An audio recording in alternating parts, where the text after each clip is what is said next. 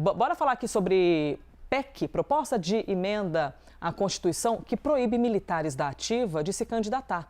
Essa PEC conseguiu as 27 assinaturas que são necessárias para começar a tramitar no Congresso Nacional. Daqui para frente, o que acontece? E como é isso, Larissa? A primeira etapa, ou seja, eles conseguiram, que foi o número ideal de assinaturas. E agora vão começar, então, as discussões?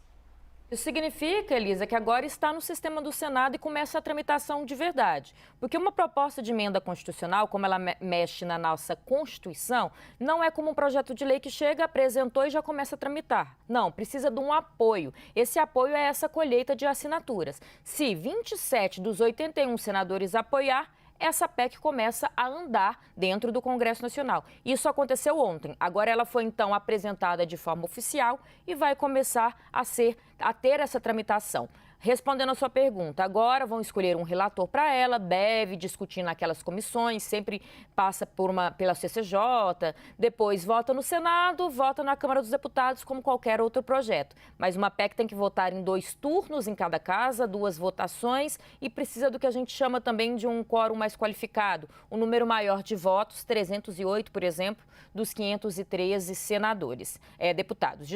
Isso significa que ela demora um pouco mais, o processo de tramitação dela é um pouco maior. E o Congresso, o governo, o Palácio do Planalto têm essa intenção, se vai dar tempo a gente não sabe, de aprovar esse texto até o dia 6 de outubro. Lembrando que é mais ou menos naquele histórico que a gente viu na mini-reforma, que a gente também falou aqui no live. Isso significa que tem que aprovar até 6 de outubro para valer para as eleições do ano que vem.